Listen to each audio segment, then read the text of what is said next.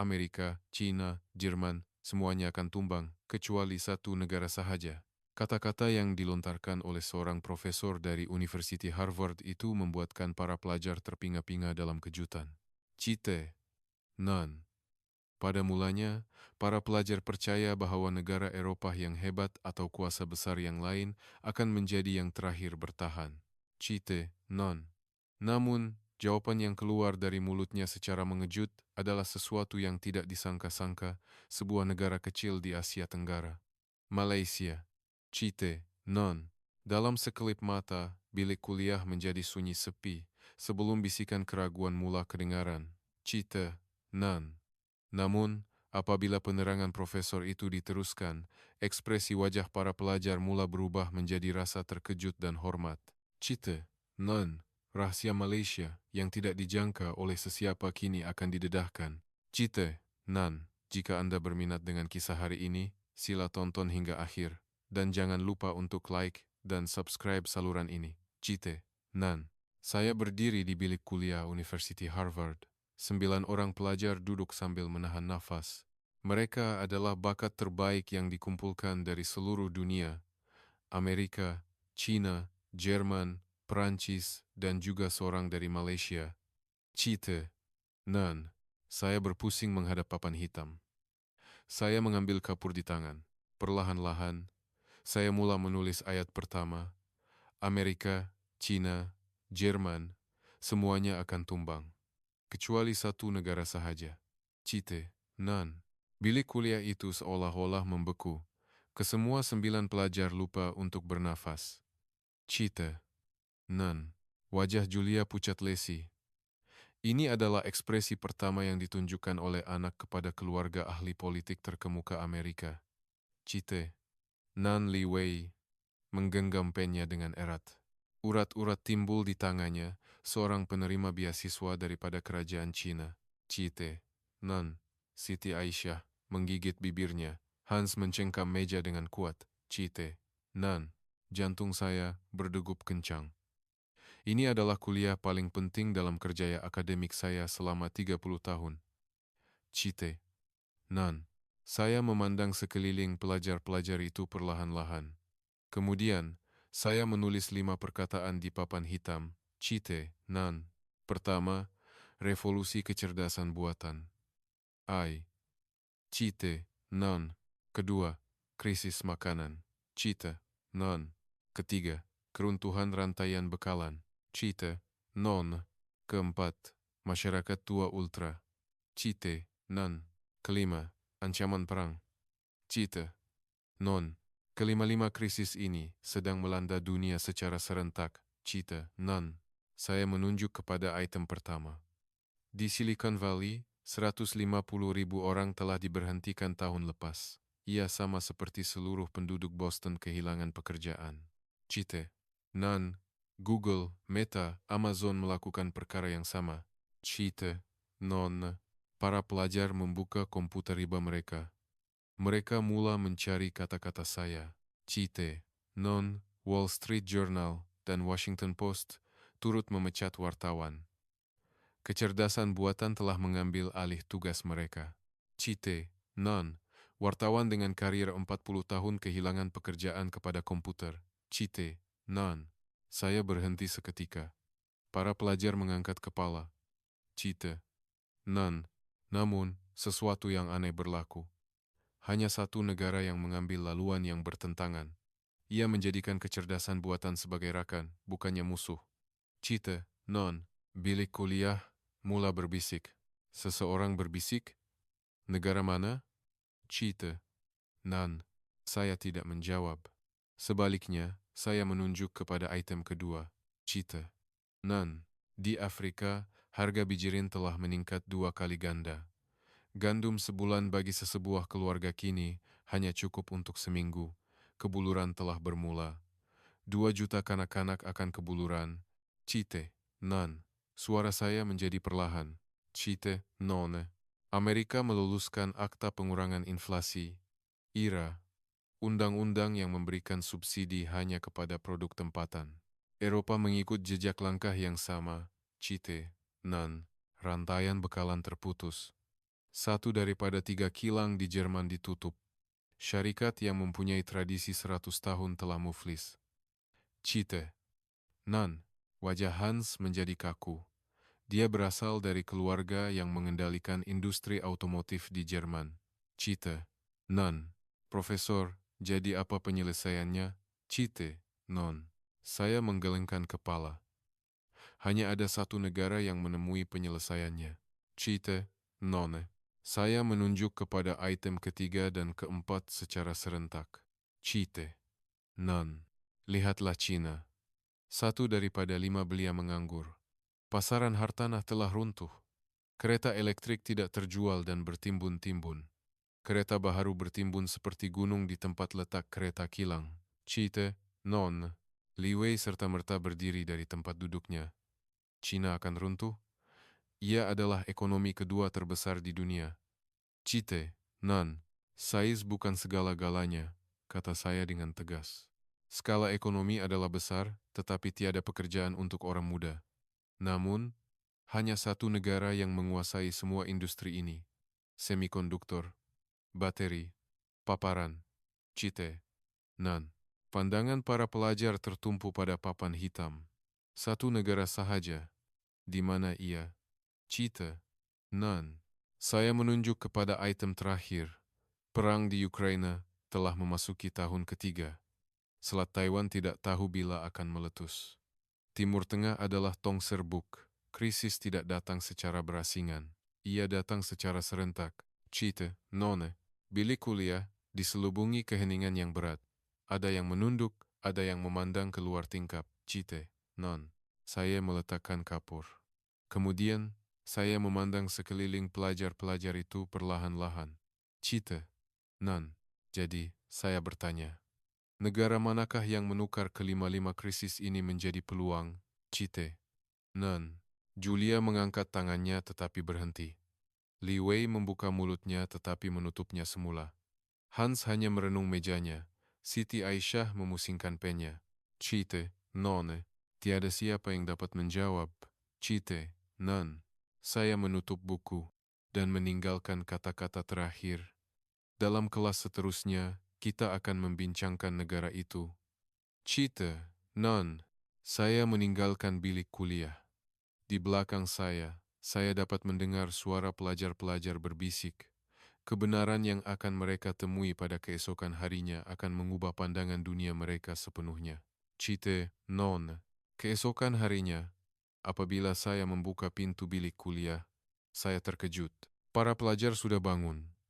30 menit lebih awal daripada biasa, kesan malam tanpa tidur jelas kelihatan di mata mereka. Cite, nan. Sebaik sahaja saya berdiri di podium, Siti Aisyah mengangkat tangannya. Profesor, adakah negara itu Jepun? Suaranya bercampur dengan jangkaan. Dapat dirasakan hasratnya yang mendalam agar ia adalah Jepun. Cite, none. Saya perlahan-lahan menggelengkan kepala. Jepun sememangnya negara yang hebat. Bangunan tidak runtuh apabila gempa bumi melanda. Ia mengekalkan ketentraman walaupun dilanda tsunami. Cite, nan. Wajah Siti Aisyah bersinar. Cite, nan. Tetapi, saya menyambung, Jepun hanya bertahan. Ia tidak mengubah krisis menjadi peluang. Cite, nan. Bilik kuliah menjadi sunyi. 35 tahun dari tahun 1990 hingga sekarang. Ia bukan lagi 30 tahun yang hilang, tetapi menghampiri 40 tahun. Anak muda telah melepaskan impian mereka. Mereka melepaskan perkawinan, anak-anak, dan rumah. 7 daripada 10 belia Jepun mengatakan bahwa mereka tidak mempunyai masa depan. Cite, nan. Siti Aisyah menggigit bibirnya. Cite, nan. Lihatlah Sony. Ia pernah menerajui industri elektronik global. Bagaimana sekarang? Ia telah diusir dari pasaran telepon pintar. Toyota juga lambat dalam peralihan kepada kendaraan elektrik. Cite, non. Tangan saya menghentak papan hitam. Bagaimana dengan digitalisasi? Agensi pelancongan Jepun masih menggunakan faks. Dokumen tidak akan diluluskan tanpa kop. Walaupun seluruh dunia melakukan perbankan melalui telepon pintar, Jepun beratur di counter bank. Cite, non. Suara saya menjadi tegas. Satu negara lain berbeza. Ia mengubah segalanya secara digital. Pelajar sekolah rendah belajar pengekodan, dan datuk nenek menggunakan kecerdasan buatan. Cita, Nan. Pada ketika itu, Li Wei berdiri dengan pantas. Kalau begitu, adakah Cina? Kami adalah ekonomi kedua terbesar di dunia. Suaranya bergetar. Keresahannya lebih besar daripada keyakinannya. Cita, Nan. Skala ekonomi Cina sememangnya begitu. Tetapi Li Wei, size bukan segala-galanya. Cita, Nan. Saya menulis angka di papan hitam. Kadar pengangguran belia 21%. Walaupun lulus universiti, tiada pekerjaan. Graduan universiti berprestij di Shanghai menghantar makanan. Bagaimana dengan hartana? Harga rumah di Guangzhou, Shenzhen, Beijing telah jatuh separuh. Kumpulan Evergrande telah muflis. Syarikat hartanah terbesar di Cina telah tumbang. Cita, Nan. Wajah Li Wei menjadi kaku. Cita, Non. Lihatlah kendaraan elektrik. Seluruh Cina dibanjiri dengan kendaraan elektrik. Ia hanya boleh dihasilkan tetapi tidak dapat dijual. Kereta baharu bertimbun di setiap tempat letak kereta kilang. Cita, Non. Saya berhenti seketika. Bagaimana dengan semikonduktor? Oleh karena Sekatan Amerika, chip paling canggih tidak dapat dihasilkan. Namun, satu negara menguasai 70% daripada komponen teras semikonduktor dunia dan 30% daripada bateri kendaraan elektrik. Pada saat ini, Anda semua menggunakan produk dari negara itu. Cita, Nona. Bilik kuliah mula berbisik. Para pelajar saling berpandangan. Cita, Nan. Hans perlahan-lahan berdiri. Pelajar dari Jerman itu. Jerman berbeza. Kami adalah kuasa besar pembuatan. Automotif, jentera, kimia, semuanya yang terbaik di dunia. Cita, Nan. Saya merenung Hans seketika. Masih ada sedikit harga diri yang tersisa di matanya. Cita, Nan. Hans, adakah Anda tahu tentang industri automotif Jerman? Cita, Nan. Tentu. Datuk saya adalah juru teknik Volkswagen. Cita, Nan. Jadi, bagaimana sekarang? Hans menutup mulutnya. Cita, Nan. Saya menulis di papan hitam. Harga saham Volkswagen jatuh 40% dalam tempoh 3 tahun. Kadar operasi kilang BMW adalah 60%. Sasaran jualan kendaraan elektrik Benz tidak mencapai separuh. Cita, Non. Wajah Hans hilang darah. Cita, Non. Gas dari Rusia dihentikan. Tiada alternatif. Bil elektrik melonjak 3 kali ganda. 40 sen per kawat hawa. Ia adalah bil elektrik tertinggi di Eropa. Suara saya menjadi perlahan. Cita, Non. Kilang berhenti beroperasi. Syarikat keluli dengan tradisi 200 tahun menutup pintunya. Tenaga angin dihasilkan. Tetapi jika angin tidak bertiup, tiada elektrik. Perkara yang sama berlaku untuk tenaga solar. Pada musim sejuk, hari yang singkat menyebabkan kekurangan kuasa. Cita, None. Hans mencengkam meja. Cita, Nan. Jerman gagal dalam peralihan kepada kendaraan elektrik.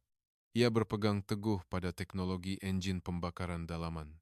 Sementara itu, satu negara menguasai seluruh pasaran bateri kendaraan elektrik. Cita, Non. Hans rebah di kerusinya. Bilik kuliah diselubungi keheningan yang berat. Ia adalah saat harga diri pelajar Jepun, Cina, dan Jerman jatuh ke tanah. Cita, Nan. Siti Aisyah menunduk. Li Wei meletakkan pennya. Cita, Non. Saya memandang sekeliling pelajar-pelajar itu perlahan-lahan. Negara-negara yang hebat sedang runtuh. Kuasa besar yang menguasai dunia selama 100 tahun kehilangan kuasa. Tetapi satu negara kecil sedang berusaha untuk mengisi tempat itu. Cita, Non. Julia bertanya dengan tenang. Profesor, di manakah negara itu? Cita, Non. Saya tersenyum. Dalam kelas seterusnya, saya akan memberitahu namanya.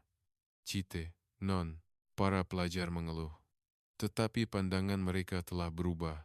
Ia bukan lagi rasa ingin tahu, tetapi rasa mendesak. Apabila nama itu diucapkan, bilik kuliah akan dilanda gelombang kejutan. Cita, Non. Masa untuk kuliah seterusnya tiba. Apabila saya membuka pintu bilik kuliah, para pelajar serentak mengangkat kepala. Ketegangan memenuhi udara. Cita, non. Saya perlahan-lahan naik ke podium. Saya mengambil kapur di tangan. Dan saya menulis dua perkataan besar di papan hitam. Malaysia. Cita, non. Bilik kuliah meletus. Malaysia, jerit Julia, dengan ekspresi tidak percaya. Cita, non. Profesor, bukankah Malaysia negara kecil? Li Wei mengangkat tangannya. Suaranya penuh kekeliruan. Cita, non. Saya mengangguk. Betul, Malaysia kecil. Dari segi keluasan ia adalah ke-67 di dunia, populasi 33 juta. Ia lebih kecil daripada negeri California di Amerika. Cita, non, para pelajar berbisik. Bagaimana ia mengatasi krisis? Ada yang menggelengkan kepala. Cita, non, saya mula menulis angka di papan hitam. Tetapi kecil tidak bermakna, pengaruhnya kecil. Cita, non, saya menulis item pertama. Bahan dan peralatan pembuatan semikonduktor. Cite, non. Para pelajar menulis nota. Cite, non. Syarikat Malaysia membekalkan sebahagian besar bahan dan peralatan yang penting untuk pembuatan semikonduktor dunia. Chip yang terdapat dalam iPhone Apple. Teknologi Malaysia sangat diperlukan untuk pembuatannya. Chip pemanduan otonomi Tesla juga sama. Chip AI Nvidia tidak dapat dibuat tanpa peralatan Malaysia. Cite, non. Saya memandang sekeliling pelajar-pelajar itu. Telepon pintar yang Anda pegang, jantungnya disokong oleh Malaysia. Teknologi yang dibina oleh generasi hebat ibu bapa Anda dari tiada apa-apa. Cite, non. Para pelajar serentak melihat telepon pintar mereka. Ada yang membuka mulut, ada yang berkelip mata.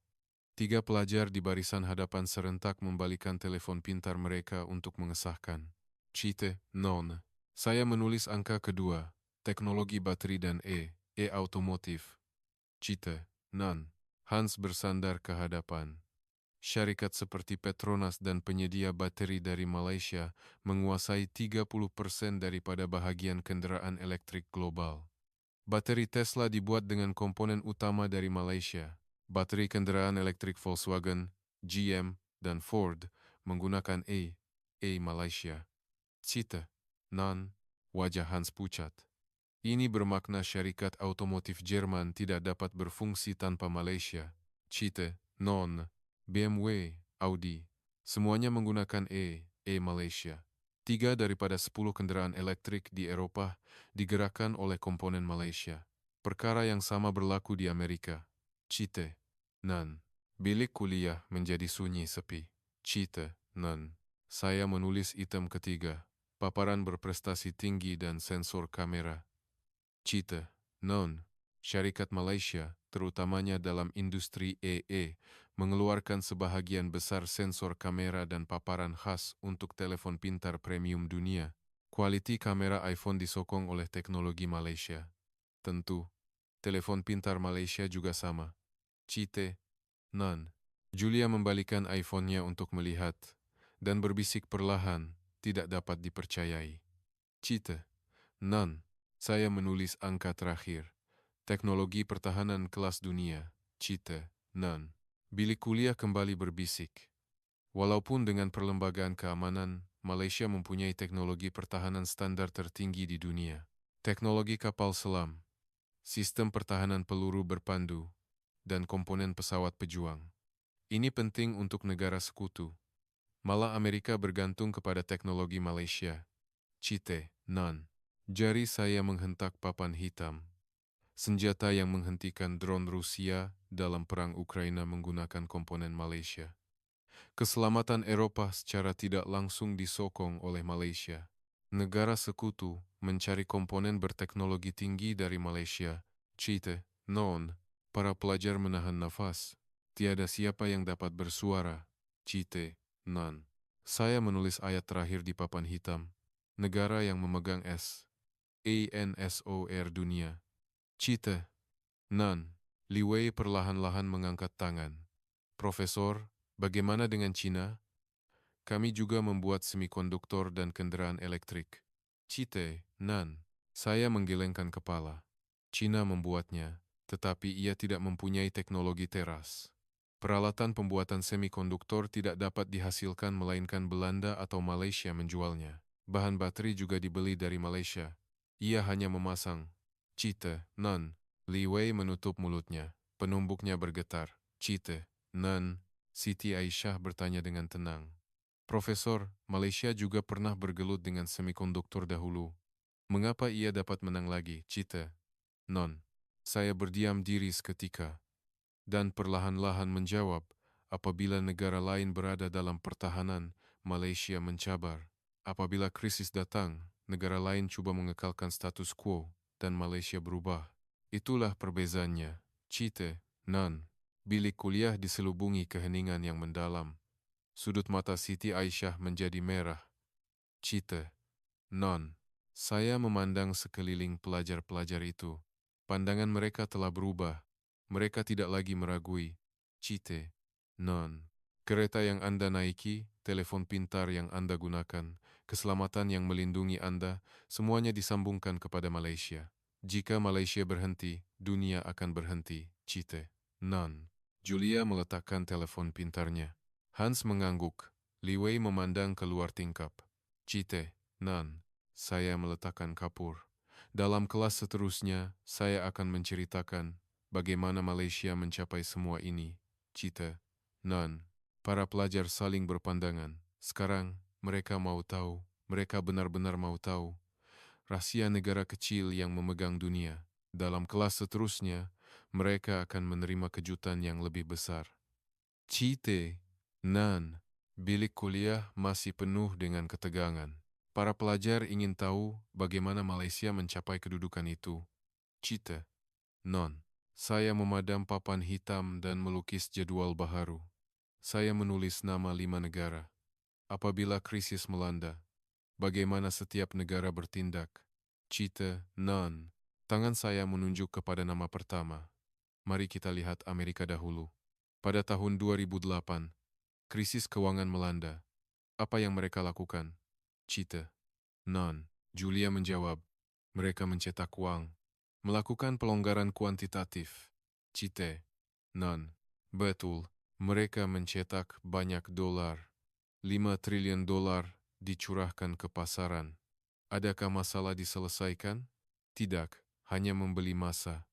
Cite, non. Saya menunjuk kepada nama kedua. Bagaimana dengan Eropa? Mereka mencipta peraturan. Peraturan alam sekitar, peraturan buruh, peraturan data. Syarikat tidak dapat bernafas. Cite, non. Hans menunduk. Mengapa syarikat otomotif Jerman gagal beralih kepada kendaraan elektrik? Karena peraturan. Ia mengambil masa 5 tahun untuk membina satu kilang. Cite, non. Bilik kuliah menjadi sunyi sepi. Cite, non. Saya menunjuk kepada nama ketiga. Cina mengawal. Apabila COVID merebak, mereka menutup bandar. 25 juta orang di Shanghai dikurung di rumah. Ekonomi berhenti. Cite, non. Li Wei menggigit bibirnya. Cite, non. Apabila hartanah runtuh, apa yang mereka lakukan? Mereka mengawal laporan, menapis. Masalah tidak hilang, hanya tidak kelihatan. Suara saya menjadi tegas. Cite, non. Mari kita lihat Jepun. 30 tahun lalu, gelembung ekonomi runtuh. Apa yang mereka lakukan? Cite, non. Siti Aisyah menjawab dengan suara perlahan. Mereka bertahan. Cite, non. Betul, mereka coba mengekalkan status quo, menetapkan kadar faedah sifar. 35 tahun telah berlalu, apa yang berubah? Hampir tiada apa-apa. Cite, non. Saya menebalkan nama terakhir di papan hitam, Malaysia. Cite, non. Para pelajar serentak mengangkat kepala, tetapi Malaysia mempunyai aspek lain. Ia tidak mengelak krisis. Sebaliknya, ia menghadapinya secara langsung. Cite, non. Saya mula menulis angka di papan hitam. Cite, non. 1969, krisis perkauman. Cite, non. Negara musnah akibat konflik dalaman. Bagaimana dengan Amerika? Mereka berpecah dan berjuang. Jerman membahagi. Jari saya menghentak nama Malaysia. Apa yang dilakukan oleh Malaysia? Rakyat bangkit. Membina semula negara dari sifar. Semua orang bekerja keras. Ibu-ibu menjual pakaian tradisi untuk membeli buku sekolah anak-anak. Cite, non. Bilik kuliah menahan nafas. Kanak-kanak berkongsi roti dari pasar gelap. Dalam tempo 30 tahun sahaja, ia menjadi salah satu kuasa besar ekonomi di Asia Tenggara. Cite, non. Mata Julia terbeliak. Adakah itu mungkin? Cite, non. Malaysia mencapainya. Dan jalan menuju teknologi bermula. Proton, Petronas, Syarikat mula mencabar dunia. Cite, non. Saya menulis angka seterusnya. 1997, krisis keuangan Asia. Cite, non. Krisis minyak melanda. Amerika berada dalam kekacauan. Apa yang dilakukan oleh Malaysia? Ia melabur dalam teknologi penjimatan tenaga. Ia tidak tunduk kepada IMF. Ia mencipta kereta yang cekap bahan api, membangunkan teknologi keuangan tempatan. Cite, non. Hans bersandar ke hadapan. Cite, non. 2014, tragedi penerbangan. Cite, non. Tekanan antara bangsa datang dari Cina mengenai isu geopolitik. Bagaimana yang dilakukan oleh Malaysia? Li Wei merenung saya dengan wajah tegang. Cite, non. Ia mula membangunkan teknologi alternatif. Ia mempelbagaikan rantaian bekalannya ke Vietnam, Indonesia, Thailand. Ia mengukuhkan hubungan dengan Timur Tengah. Dalam masa 2 tahun, ia mengurangkan kebergantungan kepada Cina dan membina struktur ekonomi yang lebih kukuh. Cite, non. Penumbuk Li Wei bergetar. Cite, non. 2020, pandemi COVID-19. Cite, non. Seluruh dunia menutup bandar. Apa yang dilakukan oleh Malaysia? Dengan kesadaran sanitasi yang tinggi dan kerjasama rakyat, ia menyekat penyebaran jangkitan yang meletus seperti di negara barat. Pendedahan maklumat yang telus, pembangunan dan pengambilan vaksin yang pantas. Dunia belajar daripada tindak balas tenang Malaysia. Cite, non. Saya memandang sekeliling pelajar-pelajar itu. Negara-negara lain melarikan diri dari krisis. Tetapi Malaysia menerima krisis. Apa bezanya? Cite, non. Bilik kuliah sunyi. Tiada siapa yang dapat menjawab. Cite, non. Saya berkata perlahan-lahan. Rakyat Malaysia tidak takut krisis. Mereka tidak melarikan diri. Mereka menghadapinya secara langsung dan mengubahnya menjadi peluang. Saya melihat dengan mata saya sendiri dari mana gen itu datang. Cite, non. Siti Aisyah bertanya dengan tenang. Profesor, adakah itu benar-benar mungkin? Bagaimana mereka boleh melakukan itu? Cite, non.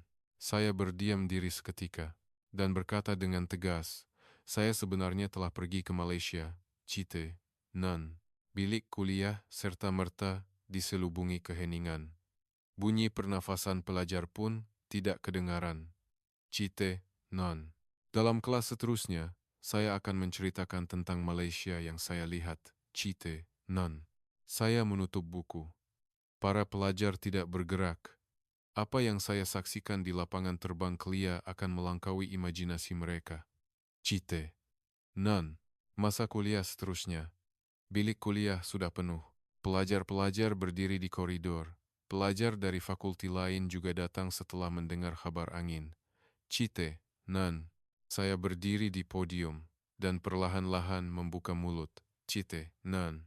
September tahun lepas, saya mendarat di lapangan terbang antarabangsa Kuala Lumpur. Cite, non. Para pelajar menahan nafas. Semua orang menunggu kata-kata saya yang seterusnya. Cite, non. Saat pintu pesawat dibuka, saya sadar. Tempat ini adalah dimensi yang berbeza dari Amerika. Cite, non. Suara saya bercampur dengan rasa kagum. Cite, non. Bayangkan lapangan terbang JFK. Bangunan lama, eskalator rosak, pemeriksaan imigresen yang memakan masa 2 jam, tandas kotor, kaki tangan tidak mesra. Cite, non. Julia mengangguk. Cite, non. Bagaimana dengan lapangan terbang Heathrow? 1,5 jam untuk mencari bagasi. Kehilangan bagasi adalah perkara biasa. Charles de Gaulle bersih, tetapi perkhidmatan tidak dapat diharapkan. Cite, non. Saya menulis angka di papan hitam. Kelia, Pemeriksaan imigresen 5 menit, pengambilan bagasi 10 menit, custom 3 menit, jumlah 18 menit, Cite, none. Para pelajar berbisik, Cite, none. Tetapi, yang menakjubkan bukan hanya kelajuan. Apa yang saya lihat bukanlah kemudahan, tetapi manusia, Cite, none. Saya teringat hari itu. Saya pergi ke tandas. Seorang pekerja pembersihan berusia 60-an sedang bekerja. Beliau menghampiri saya dan bertanya, "Dari mana Anda datang?" Dalam bahasa Inggris yang sempurna, Cita, none. Siti Aisyah menunjukkan ekspresi terkejut. Cita, none. Saya bertanya, "Bila Anda belajar bahasa Inggris?" Beliau ketawa dan berkata, "Ramai pelanggan dari luar negara, jadi syarikat mengajarkannya." Beliau belajar selepas umur 60 tahun. Cite, none. Suara saya menjadi kuat. Pekerja pembersihan JFK tidak boleh berbahasa Inggris, walaupun mereka orang Amerika. Kaki tangan Heathrow kelihatan malas. Tetapi pekerja pembersihan Malaysia belajar bahasa Inggris untuk orang asing. Cite, none. Bilik kuliah menjadi sunyi. Cite, none. Saya pergi ke kaunter maklumat. Ada seorang pekerja muda berusia 20-an. Saya bertanya cara pergi ke KLCC. Saya berhenti seketika. Pekerja itu membuka peta, menandakan dengan pen merah dan memberitahu saya 3 cara: kereta api, taksi, yuran, masa, kebaikan dan keburukan, semuanya. Cite, non. Bagaimana di negara lain, hanya menunjuk dengan jari, di sana. Kaki tangan KLIA berbeza. Mereka melayan seperti membimbing keluarga mereka sendiri. Cite, non. Para pelajar mengangguk. Cite, non. Saya pergi ke kedai bebas cukai. Seorang wanita berusia 50-an sedang bekerja. Seorang pelanggan Cina datang. Beliau menjelaskan dalam bahasa Mandarin. Seorang pelanggan Melayu datang. Beliau beralih kepada bahasa Melayu. Saya datang. Beliau bercakap dalam bahasa Inggris. Cite, non. Li Wei bersandar ke hadapan. Bercakap 3 bahasa. Cite, non. Betul. Beliau berkata, sudah tentu, ini adalah untuk memastikan pelanggan berasa selesa. Syarikat menyokongnya. Cite, non. Saya memandang sekeliling pelajar-pelajar itu. Saya sedar pada ketika itu. Adakah ini negara yang musnah 70 tahun lalu? Negara yang semua dimusnahkan oleh penjajahan dan krisis. Cite, non. Suara saya bergetar. Tetapi kini, ia adalah lapangan terbang terbaik di dunia. Ia telah dipilih sebagai yang terbaik di dunia selama bertahun-tahun. Ia adalah yang terbaik di dunia yang dibina oleh manusia, bukan kemudahan. Cite, non. Bilik kuliah diselubungi suasana khusyuk. Cite, non. Saya melihat robot maklumat. Kecerdasan buatan menunjukkan jalan. Wi-Fi percuma. Bilik mandi. Kerusi urut. Malah pawagam. Cite, non. Julia berkata perlahan. Wi-Fi di JFK pun berbayar. Cite, non. Betul. Amerika adalah ekonomi terbesar di dunia, tetapi lapangan terbangnya adalah negara membangun. Bagaimana dengan Malaysia? Kebanyakan perkara adalah percuma. Cite, non. Saya menghentak papan hitam. Apa yang paling mengejutkan saya adalah pandangan mata kaki tangan. Ada kebanggaan, ekspresi yang mengatakan, pekerjaan saya adalah sesuatu yang membanggakan. Cite, non. Suara saya penuh emosi. Kaki tangan JFK letih. Heathrow mekanikal. Charles de Gaulle sopan. Tetapi ada jarak. Kalia berbeza. Ia hidup. Cite, non. Siti Aisyah bertanya dengan tenang. Profesor, adakah ia benar-benar berbeza sebegitu? Cite, non. Saya mengangguk. Saya berada di lapangan terbang selama 3 jam. Saya melihat kira-kira 30 kaki tangan. Pekerja pembersihan, penyambut tetamu, juru jual bebas cukai, pengawal keselamatan, pelbagai usia, dari 20-an hingga 70-an. Saya berhenti seketika. Mereka semua sama, penuh keyakinan. Pandangan mata yang mengatakan, negara ini membanggakan, kebanggaan terhadap negara yang dibina oleh generasi ibu bapa kita dari tiada apa-apa. Cite, non. Bilik kuliah diselubungi keheningan yang mendalam. Cita, non, saya meninggalkan kata-kata terakhir. Klia adalah masa depan itu sendiri, dan saya sadar. Sebab mengapa Malaysia mengatasi krisis, bukan kemudahan. Manusia, orang yang mempunyai kebanggaan. Cita, non, mata pelajar bersinar. Dalam kelas seterusnya, saya akan menceritakan bagaimana Malaysia menukar penuaan populasi menjadi peluang. Cite, non.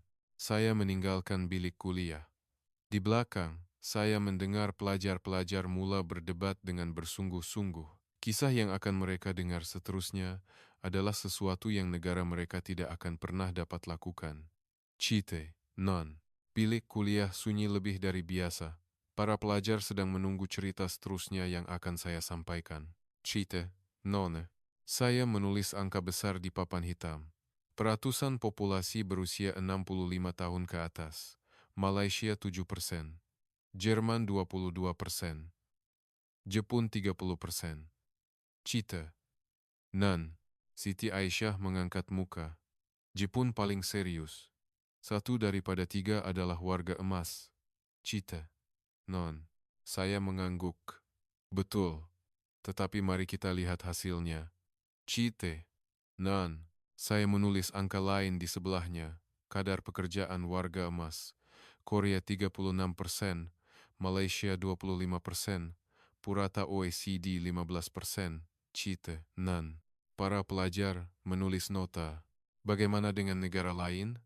Saya menulis angka besar. 36%. Cite, non. Bilik kuliah berbisik. Ini adalah angka Korea. Lebih daripada 2 kali ganda purata OECD. 10% lebih tinggi daripada Malaysia. Warga emas Korea bekerja. Cite, non. Hans mengangkat tangan. Profesor, bukankah ini sepatutnya tentang Malaysia? Tidakkah ini akan mengambil pekerjaan anak muda? Cite, non. Saya tersenyum. Hans, itu adalah pemikiran Eropa. Malaysia berbeza. Prof menunjuk angka Malaysia. Di Malaysia, warga emas bekerja, tetapi bukan untuk mengambil pekerjaan anak muda, ada perbezaan besar. Cite, non. Saya teringat tentang kereta api yang saya naiki dari KLIA. Saya menaiki kereta api dari KLIA dalam perjalanan ke KLCC. Cite, non. Para pelajar menumpukan perhatian. Saya turun di stesen. Ada seorang yang kelihatan berusia 70-an sedang berdiri. Beliau memakai vest berwarna neon. Beliau adalah daripada Pusat Tenaga Kerja Warga Emas. Cite, non. Saya menerangkan pemandangan itu. Anak muda berlari keluar dari kereta api. Bahaya. Lelaki itu menghampiri dan berkata dengan lembut, sila berjalan perlahan-lahan. Ya, Cite, non. Julia menggaruk kepala. Itu pekerjaannya, Cite, non. Pekerjaan yang penting. Mencegah kemalangan di stesen. Pengawal keselamatan muda juga boleh melakukannya. Tetapi apabila seorang datuk mengatakannya, ia berbeza. Cite, non. Saya menghentak papan hitam. Orang ramai mendengar.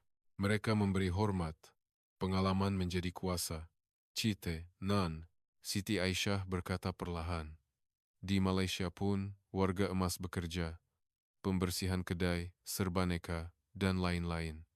Cite, non. Saya mengangguk. Ya, tetapi ada perbezaan besar. Di Malaysia, ia adalah satu keharusan. Untuk wang. Tetapi Malaysia kini cuba mengubahnya. Cite, non. Saya beralih kepada cerita seterusnya. Saya pergi ke Cyberjaya, KLCC. Terdapat pusat sokongan permulaan. Saya masuk ke dalam. Cite, non. Para pelajar mendengar. Usahawan muda membentangkan rancangan perniagaan mereka. Siapa yang mendengar? Pada pendapat Anda, saya berhenti seketika. Pesara berusia 60 komaan dan 70 komaan. Bekas juru bank dengan 30 tahun kerjaya. Jurutera dengan 40 tahun pengalaman. Bekas ketua pegawai eksekutif. Cita, non. Mata Li Wei terbeliak. Cita, non. Mereka memberi nasihat. Mereka mencari kelemahan dalam rancangan perniagaan. Mereka menghubungkan rangkaian. Memperkenalkan pelabur. Suara saya penuh kagum. Seorang anak muda berkata, terima kasih kepada Datuk. Percobaan dan kesilapan selama 10 tahun dapat diselesaikan dalam setahun. Pengalaman menjadi aset. Cita, non. Bilik kuliah menjadi sunyi. Cita, non. Bagaimana di Jerman? Apabila bersara, mereka duduk di rumah. Di Jepun, mereka membawa barang di kedai serbaneka. Tetapi warga emas Malaysia yang baharu berbeza. Mereka berkongsi pengetahuan, menyampaikan pengalaman. Cite, None, Hans dan Siti Aisyah menunduk. Warga emas Malaysia bukanlah beban, tetapi aset. Cite, Nan. Saya memberikan lebih banyak contoh. Saya pergi ke pusat kebudayaan. Seorang guru berusia 70 kuntan mengajar seni khat kaligrafi Jawi. Siapa pelajarnya? Orang asing. Cite, Nan. Julia menunjukkan ekspresi terkejut. Mereka datang untuk belajar budaya Malaysia. Pensyarah muda juga boleh, tetapi guru yang mempunyai 70 tahun pengalaman hidup berbeza. Cite, Nona. Saya menulis angka lain di papan hitam. Pusat panggilan nasihat. 30% kaunselor berusia 65 tahun ke atas. Cite, Nan. Mereka mendengar masalah anak muda. Mereka memberi nasihat tentang masalah perkawinan. Suara saya menjadi kuat. Mereka mungkin lebih baik daripada kaunselor muda, kerana mereka tahu tentang kehidupan. Anak muda berkata, suara nenek menenangkan. Cite, non. Para pelajar berbisik. Cite, non. Saya bercakap tentang Amerika. Bagaimana dengan warga emas Amerika? Apabila bersara, mereka pergi ke Florida. Bermain golf. Terputus dari masyarakat. Cite, non. Ekspresi Julia menjadi gelap. Cite, non. Di Jerman, mereka mengambil pencen dan tinggal di rumah. Hanya menjaga cucu. Hans menggigit bibirnya. Cite, non. Jadi kesunyian adalah masalah. 30.000 kematian akibat kesunyian setiap tahun di Jepun. Sudut mata Siti Aisyah menjadi merah. Cite, non. Tetapi Malaysia berbeza. Ia cuba berubah, bekerja, mengajar, menasihati, memberi nasihat. Mereka berada di tengah-tengah masyarakat. Cite, non. Saya menunjuk papan hitam. Warga emas Malaysia bukanlah beban, tetapi aset. Kebijaksanaan yang dibina oleh warga emas sepanjang hayat mereka menjadi sayap untuk generasi muda. Cite, non. Bilik kuliah diselubungi keheningan yang mendalam. Para pelajar memikirkan negara mereka. Cite, non. Saya menambah kata-kata terakhir. Malaysia menukar krisis menjadi sumber. Ia tidak takut penuaan. Ia menjadikannya peluang. Cite, non. Siti Aisyah bertanya dengan tenang. Profesor, mengapa Malaysia boleh melakukannya? Cite, non. Saya tersenyum. Dalam kelas seterusnya, saya akan menceritakan bagaimana Malaysia bersiap sedia untuk era kecerdasan buatan Cite. Non. Pandangan mata pelajar telah berubah. Sekarang mereka mahu belajar. Rahasia negara yang menjadikan kecerdasan buatan sebagai rakan dari pelajar sekolah rendah hingga datuk. Cite, none. Apabila saya membuka pintu bilik kuliah, para pelajar sudah menunggu. Jangkaan terpancar di wajah mereka. Cite, nan. Saya berdiri di podium dan mengajukan soalan. Negara manakah yang takut kecerdasan buatan akan mengambil alih pekerjaan? Cite, nan. Para pelajar serentak mengangkat tangan. Setiap orang menunjuk negara mereka sendiri. Cite, nan. Betul, Amerika, Eropa, Cina, semuanya takut. Saya menulis besar di papan hitam, Malaysia berbeza. Cite, non. Para pelajar mengangkat kepala. Malaysia tidak takut kecerdasan buatan. Ia menjadikannya rakan. Cite, non.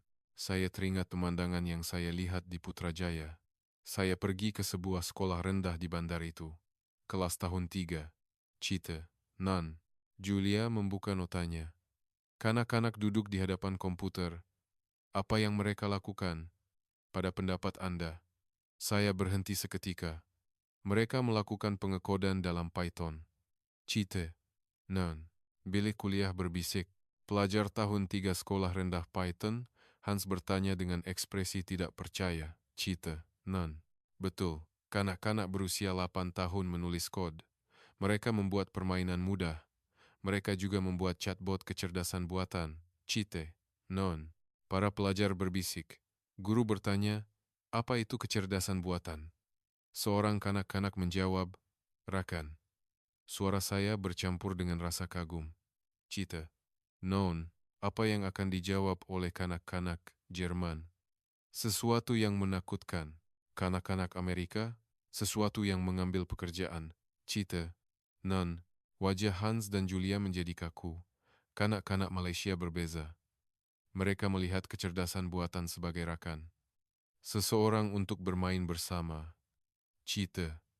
Nan, saya beralih kepada cerita seterusnya. Saya pergi ke sebuah sekolah menengah di Kuala Lumpur. Saya melihat jadwal waktu. Ada subjek dipanggil kecerdasan buatan. Subjek wajib. Cite. Nan. Li Wei bersandar ke hadapan. Subjek wajib. Di Cina pun ia adalah subjek pilihan. Cite. Nan. Di Malaysia, ia wajib. Setiap pelajar, sekolah menengah belajar, prinsip kecerdasan buatan, analisis data, pembelajaran mesin. Saya menulis di papan hitam. Cita. Nan. Saya memerhati kelas. Pelajar membuat model kecerdasan buatan mereka sendiri. Program untuk membezakan gambar bunga. Tangan saya menunjuk papan hitam. Seorang pelajar berusia 17 tahun mengajar kecerdasan buatan. Memasukkan data, mengesahkan hasilnya, memperbaiki jika salah. Ini adalah rutin harian pelajar sekolah menengah Malaysia. Cite. Nan. Bilik kuliah menjadi sunyi sepi. Cite. Nan. Guru bertanya, apa yang Anda akan lakukan jika kecerdasan buatan mengambil alih pekerjaan Anda? Saya menyampaikan jawaban pelajar itu. Seorang pelajar menjawab, kalau begitu, saya akan menjadi orang yang membuat kecerdasan buatan. Cita. Nan. Para pelajar menahan nafas. Ini adalah Malaysia. Mereka tidak takut, mereka menghadapinya secara langsung. Cite. Nan. Saya menulis angka seterusnya, penilaian prestasi robot buatan Malaysia, nomor 1 di dunia. Cite. Non. Julia mengangkat tangan. Prestasi robot? Cite. Nan. Ya. Robot industri yang dilengkapi dengan kecerdasan buatan. Ketepatan dan ketahanannya adalah standar tertinggi di dunia. Ketepatan terjemahan juga kelas atasan. Cite. Nan. Saya menceritakan pengalaman saya. Saya coba menterjemah dari bahasa Melayu ke bahasa Inggris. Ia lebih tepat daripada terjemahan Google. Ia memahami konteks. Cite. Nan. Li Wei menunjukkan ekspresi terkejut. China juga mempunyai teknologi terjemahan yang tinggi, tetapi Malaysia selangkah di hadapan, terutamanya dalam terjemahan istilah teknikal. Ia menterjemah istilah perubatan, undang-undang, kejuruteraan dengan tepat. Cite. Non. Saya menghentak papan hitam. Mengapa? Karena mereka mengumpulkan sejumlah besar data berkualiti tinggi. Kerajaan dan syarikat bekerja sama. Cite. Non. Suara saya menjadi kuat. Lihatlah syarikat besar Malaysia. Mereka melabur triliun ringgit dalam kecerdasan buatan dan pemanduan autonomi. Syarikat dalam sensor dan pembuatan. Syarikat automotif dalam automasi kilang dan bandar pintar. Cite. Nan. Para pelajar menulis nota. Cite. Non. Bukankah syarikat Amerika juga melabur? Tanya Julia. Cite. Non. Mereka melabur. Tetapi arahnya berbeza. Amerika melabur dalam perkhidmatan. Google, Meta, Amazon melabur dalam pengiklanan dan membeli belah. Cite. Nan. Saya mengangkat satu jari. Malaysia melabur dalam pembuatan robot untuk otomasi pembuatan semikonduktor, bateri. Mengubah ekonomi sebenar. Cite. Nan. Hans mengangguk. Jerman juga kuasa besar pembuatan, tetapi mengapa ia tidak dapat mengejar? Cite. Nan. Kelajuan. Hans. Jerman membuat rancangan 5 tahun. Malaysia melaksanakannya dalam setahun. Cite. None. Saya beralih kepada cerita kilang yang saya lihat. Saya pergi ke sebuah kilang otomotif. Robot memasang kereta. Kecerdasan buatan mencari produk yang rosak. Suara saya bercampur dengan kejutan. Ketepatannya 99%, lebih tepat daripada manusia. Bekerja 24 jam tanpa henti. Cite. Nan. Para pelajar membuka mulut. Tidak takut, pekerjaan akan hilang. Siti Aisyah bertanya dengan tenang. Cite, non, saya menggelengkan kepala. Rakyat Malaysia mempunyai pemikiran yang berbeza. Jika robot melakukan kerja mudah, manusia harus melakukan kerja yang lebih kreatif. Cite, non, bilik kuliah menjadi khusyuk. Ini sebenarnya berlaku. Pekerja kilang menjadi pakar analisis data. Syarikat mendidik mereka. Cite, non, saya menambah kata-kata terakhir. Kanak-kanak Malaysia tidak takut kecerdasan buatan. Orang dewasa juga sama. Mereka menerima perubahan. Ini adalah senjata bagi kanak-kanak untuk melawan dunia. Cite, none, pandangan mata pelajar bergetar. Saya menutup buku. Dalam kelas seterusnya, saya akan menceritakan bagaimana Malaysia mengatasi krisis bersejarah. Cite, non, para pelajar menahan nafas. Kisah negara yang tidak pernah tumbang walaupun dalam perang, krisis, dan bencana. Cite, non, masa untuk kuliah terakhir telah tiba. Bilik kuliah penuh dengan pelajar yang berdiri. Ada juga orang di luar koridor. Cite, non. Saya perlahan-lahan naik ke podium dan mula menulis tahun di papan hitam. Cite, none. Tamat Perang Dunia Kedua. Cite, non. Para pelajar menjadi sunyi. Negara berada dalam runtuhan. Semua bandar utama musnah. Wajah Siti Aisyah pucat. Cite, non. Diletakkan di bawah pendudukan asing. Hilang kedaulatan, sejarah dinafikan. Saya berhenti seketika. Tetapi apa yang dilakukan oleh rakyat Malaysia, rakyat bangkit, membina sekolah dari runtuhan, berkongsi buku teks di pasar gelap, secara senyap-senyap melindungi budaya mereka. Cite, none, bilik kuliah menjadi khusyuk, membina semula negara dalam beberapa dekad, identiti tidak hilang. Ini adalah Malaysia. Cite, non. Saya menulis tahun seterusnya, 1960-an, kemerdekaan dan pembinaan negara. Cite, non. Para pelajar menahan nafas. Mereka kehilangan segala-galanya. Rumah, pekerjaan, keluarga, pendapatan negara per kapita, hanyalah beberapa ratus ringgit. Jari saya menghentak papan hitam. Hanya beberapa ratus ringgit, salah satu negara termiskin di Asia. Cite, non. Julia menutup mulutnya. Tetapi, bagaimana sekarang? Ia melebihi 12.000 dolar AS, berkembang ratusan kali ganda. Cite, non. Para pelajar berbisik. Hanya dalam beberapa dekad, tiada tandingan dalam sejarah dunia. Mengapa ia mungkin? Cite, non. Saya menjawab perlahan-lahan. Rakyat Malaysia tidak berputus asa. Mereka bekerja pada waktu pagi dan belajar hingga larut malam. Suara saya penuh emosi. Ibu bapa mengurangkan makanan mereka sendiri dan menghantar anak-anak mereka ke sekolah. Pendidikan adalah satu-satunya harapan. Cite, non. Bilik kuliah menjadi sunyi. Cite, non. Saya menulis tahun ketiga. 1997, krisis keuangan Asia. Cite, non. Para pelajar mengangkat kepala. Negara hampir muflis. Minyak hampir kehabisan. Seluruh dunia dilanda kekacauan. Cite, non. Saya teringat masa itu. Apa yang akan dilakukan oleh negara lain? Menyalahkan kerajaan, mengadakan demonstrasi. Li Wei mengangguk. Cite, non. Malaysia berbeza. Rakyat bersatu dan memulakan kempen penjimatan tenaga. Suara saya menjadi tinggi. Kilang memendekkan waktu operasi. Rumah memadamkan lampu neon. Kanak-kanak belajar menghargai sumber. Ibu-ibu menggunakan kebijaksanaan mereka untuk hidup dengan sumber yang sedikit. Cite, non. Sudut mata pelajar menjadi basah. Dunia terkejut. Malaysia mengatasi krisis nasional dengan kekuatan rakyat. Sesuatu yang Amerika dan Eropah tidak dapat lakukan. Cite, non. Bilik kuliah diselubungi keheningan yang mendalam. Sebaliknya, Malaysia menjadi lebih kuat. Inovasi teknologi berlaku. Proton membuat kereta yang cekap bahan api. Malaysia dilahirkan semula sebagai kuasa besar penjimatan tenaga. Cite, non. Saya menulis tahun keempat, 2014. Tragedi MH370 dan MH17. Cite, non. Wajah Li Wei menjadi kaku. Krisis nasional yang tidak pernah berlaku sebelum ini melanda Malaysia. Gempa bumi besar dan tsunami menelan bandar-bandar. Tangan saya menunjuk papan hitam. Seluruh dunia berbisik tentang berakhirnya Malaysia.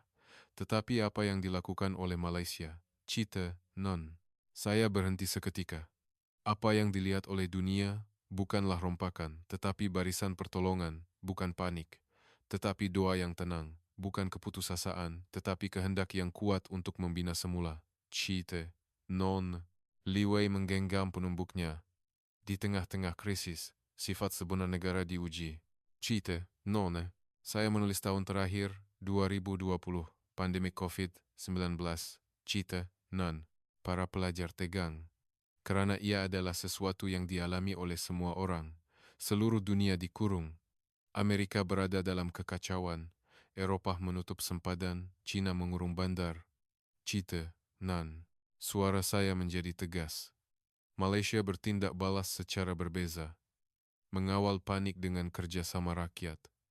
Meneruskan pendedahan maklumat yang telus dan mempercepatkan pengambilan vaksin.